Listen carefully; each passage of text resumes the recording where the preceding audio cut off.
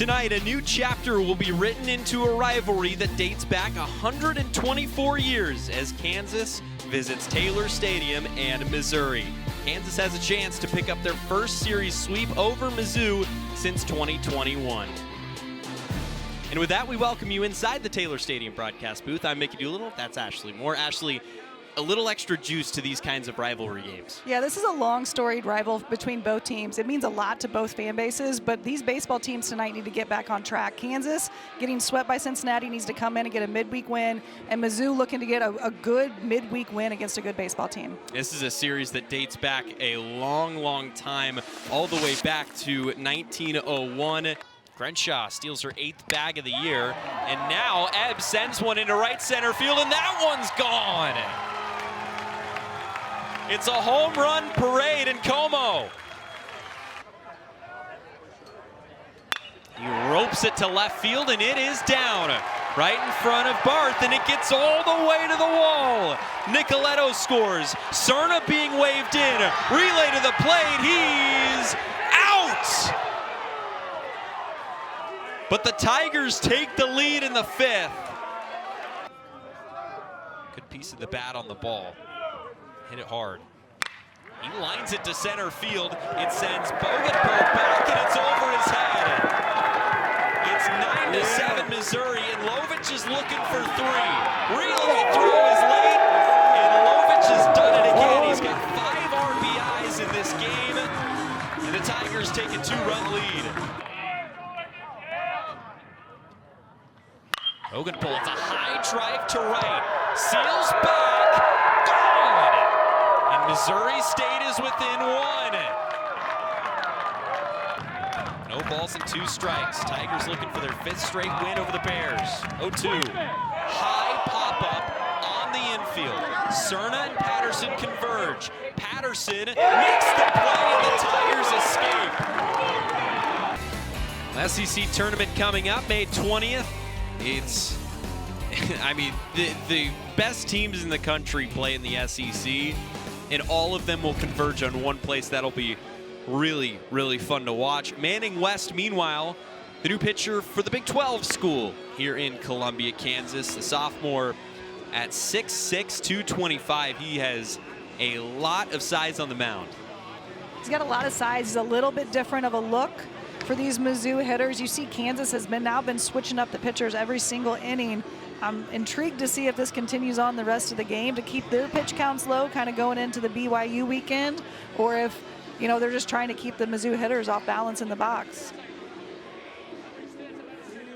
Everything changing up here for Dan Fitzgerald, trying to roll out some new looks here and knock off Mizzou for the 2nd time this season. It'll be 3-4 and 5-2 up for Mizzou, starting with Caden Nicoletto, who had a good at-bat in the 1st. He fell behind early and then fouled off a couple of pitches and eventually was hit by a pitch. Ahead 1-0. Tigers have had base runners in each of the first 2 innings, but have stranded a total of 5 early on. Bases loaded in the 1st, and then runners at 2nd and 3rd, or at the corners rather, in the 2nd.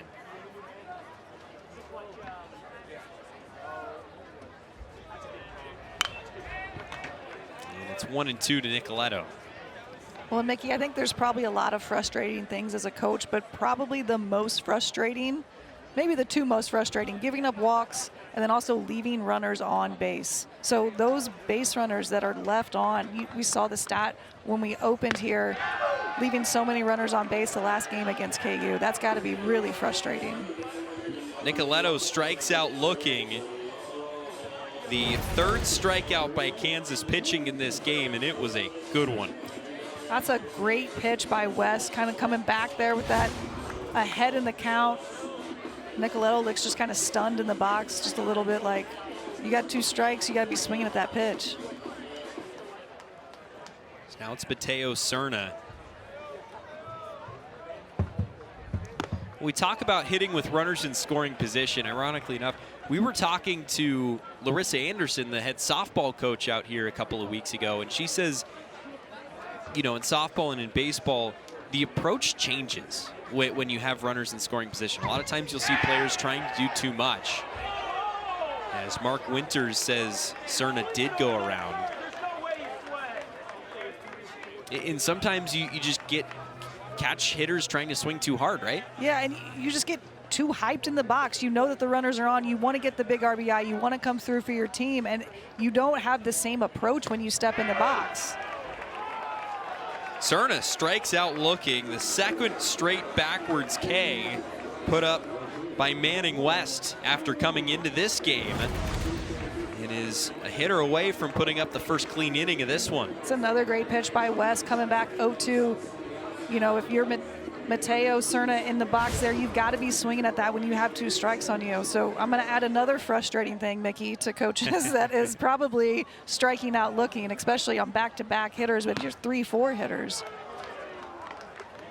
This is Tyler Macon.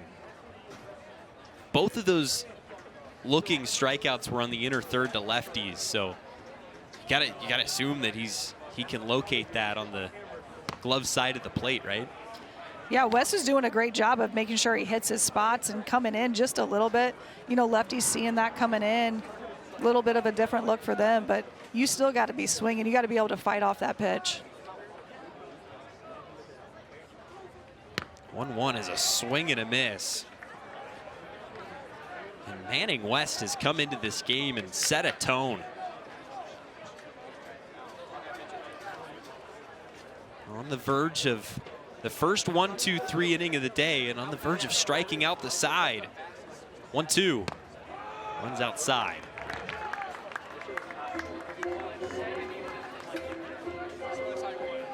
Kansas 3, Missouri nothing. All 3 of those runs came in the first inning on Jackson Hauge's 3-run shot. The count is full to Macon, who walked in the first. Here's Hauge. So fly ball into right field. Sends Hauge over towards the line, and it falls in fair and then just dies in the grass. He overran it, and now Macon trying for third, and he gets in safely. Well, a weird play where Hauge had to go a long way, and Macon showed off the wheels. Macon gets down the line really quick. He does a great job coming out of the box. Hauge, this ball just absolutely hits the ground and dies. Great piece of hitting by Macon with 2 strikes on him. Does a great job of, he kind of gets jammed on it, but gets out of the box quick and gets around the bases very fast. Long strides. Here's Patterson. He watches a strike. Unfortunate for Manning West because, you got to assume he executed that pitch. He got the result that he wanted. Yeah, West has come in and done a phenomenal job. He's, you know, on right-handed hitters, he's living on the outside corner, and the 2 lefties that he faced, he was living on that inside corner. Here comes Macon, and he scores! What a phenomenal job by Macon running the bases. First of all, with the triple where he could have given up at second and stayed there for a double. He runs hard around the bases, gets the triple, and he was ready at third base for anything that got away from Francis, this Kansas catcher, and he doesn't hesitate at all. You have to be so heads up to recognize that that ball is far enough away from the plate and get such a good jump, right? Well, Mickey, speed kills, but also I think a little bit of a freshman mentality of like, what do I have to lose here, right? I'm working for a spot. He's still trying to work his way into the starting lineup consistently on the weekends. That's going to do it for him, right? So if he can run like that and be that aggressive and be that successful offensively, he's going to see some time. Patterson behind 1-2. He strikes out swinging. The tag is applied, and Manning West strikes out 3 in the third, but not before the Tigers score off some great base running. Tyler Macon.